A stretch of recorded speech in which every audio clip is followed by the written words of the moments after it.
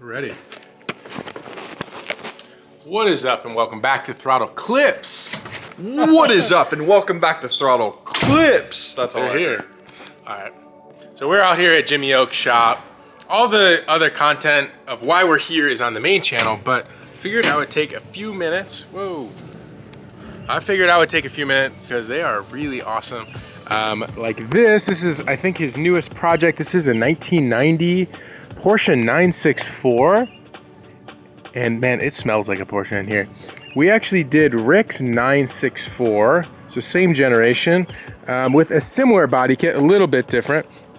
I was talking to Jimmy earlier, the story behind this car is kind of cool. So this car is actually from Japan, and from Japan to Ireland, and then Jimmy bought it, and now it's here in the States. So this just got here. There's some really cool SSR wheels on it, which is something you definitely don't see every day, that's for sure.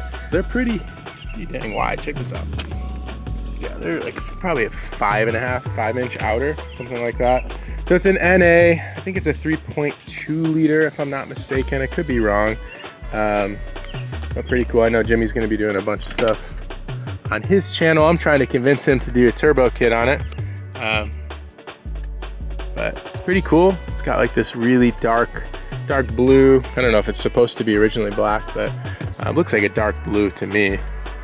It's pretty cool. It sounds pretty cool. All right, so I'll show you some of the other cars as well. We're here at Jimmy Oaks' garage here in, what is it called? Connecticut. Wallingford, where? What's it called? Connecticut. Connecticut. Yes. Connecticut. We're here in Connecticut. We're here for the Mustang project, but while we're here, Jimmy has, how many cars you have total? Do you know? 15 to 20 cars, I'd say. I feel like if you don't put a number, it doesn't seem like a problem. So this is a really cool car. You guys who follow our channel for a long time know I'm a big E36 fan, but this is a car from Japan, Yeah, this is a Japanese market E36, which is, this one's right-hand drive. Most of the E36s over Japan are left-hand drive still. I didn't even know they made right-hand drive. But yeah, this one's really cool. It does have a S50 turbo, so kind of similar to my setup. Way more legit. What do you want to see first, under the hood? So this was originally a street car. Snowballed. I remember watching this on YouTube too. So yeah, and you guys repainted it. You did the bay. Yeah, because it was originally my goal was to make like this really pretty street car. Like I bought an M3 and I took all the M3 parts off it and put on this to make this into like an M3. So like everything about it was M3 besides the thing. And then I blew it up like very quickly on the dyno. And then we built the bottom end, so it's just piston rod instead of simple. You know, it's basically his setup with a piston rod. So M50 manifold. Yep. It's on Link ECU. Yep. 5862. Okay.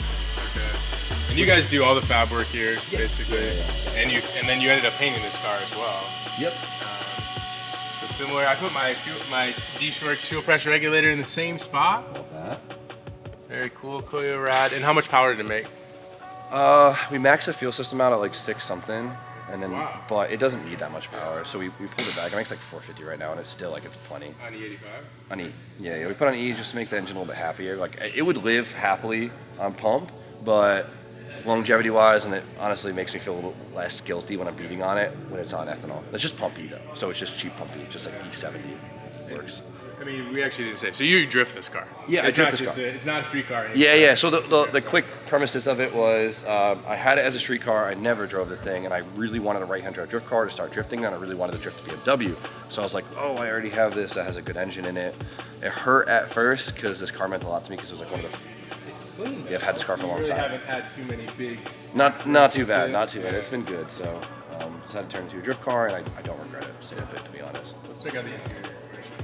I have the same shifter in my car. It's one of my favorite mods, the IRP. And then you got a hydro in here. Classic. Couple Recaros, and then is that it's a factory dash, and then you have a couple Sparcos. You say Recaros? I said Sparcos, didn't I? You said Recaro. Oh, a couple Sparcos, not Recaros. Something right. Yeah, no, it's simple. It's a 92, so it has a dimpleless dash, which is pretty cool.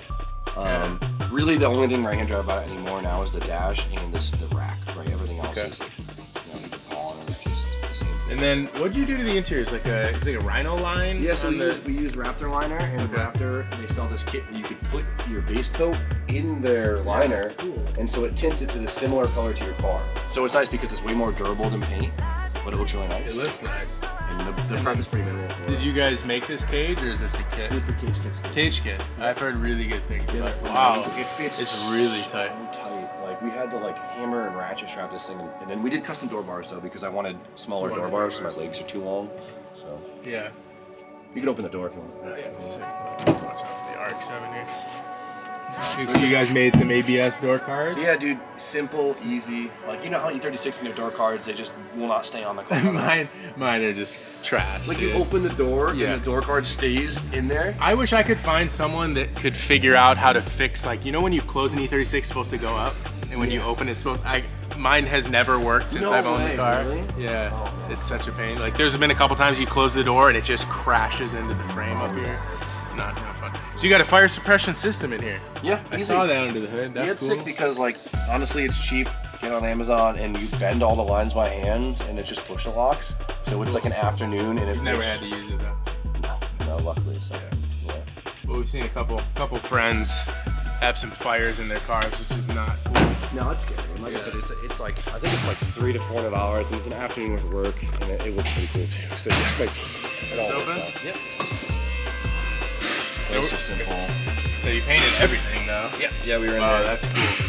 So way back in the day, it's one of our original videos, was like the day after my rear shock mounts blew out. I was just driving. So you My did- car's on air. You blew them out.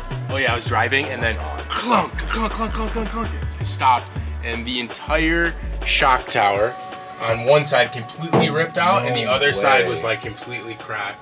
It was really scary. Yeah, because once you go true coilover. Were you true coilover? It's just bags, airlift. Yeah, so it puts all the stress on it. So Yeah, Look, 'cause I was didn't good on have that. any of these bracing or anything. All my subframe mounts were almost falling out when I went to go reinforce subframes. Yeah. Yeah, that's like probably one of the most common issues. E36 and E46. Yep. E46 probably even more so on the Subframe mounts will just break off the chassis. And if you think your car is fine, you're like, oh, it's low power. This thing was M52, and it still broke all the subframe mounts. Yeah, if you own an E36, just do it. They sell like reinforcement plates that you can do that help maybe a little bit, but I had to do the whole shock tower.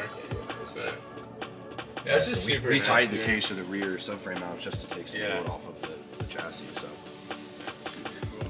Yeah, I love it, dude. I'd like to see this thing in action. What is the next event for it? Sunday. Oh, you're bringing this? Yeah, bring this. Sheesh. All right, what cars do you guys want to see next? Jimmy has a lot of them. Like this one right here. Maybe we do this one next. You guys have to subscribe. Check it out. We'll see you guys in the next one. Peace. All right, so a couple days later, and I am back here at the shop, only for a few days because I'm heading back to Chicago for the NASCAR street race. But I wanted to ask you guys just some honest thoughts about what do you guys want to see on the Throttle Clips YouTube channel. It's definitely kind of a new thing for us. We want to keep it raw and just, you know, real of what's actually happening on a day-to-day basis. So I think that's the direction that we feel is the best for this channel. You're not going to see any crazy edits or cinematics or things like that. If you're looking for that, you can go ahead and watch our main channel. But it's just going to be kind of real, raw stuff like this.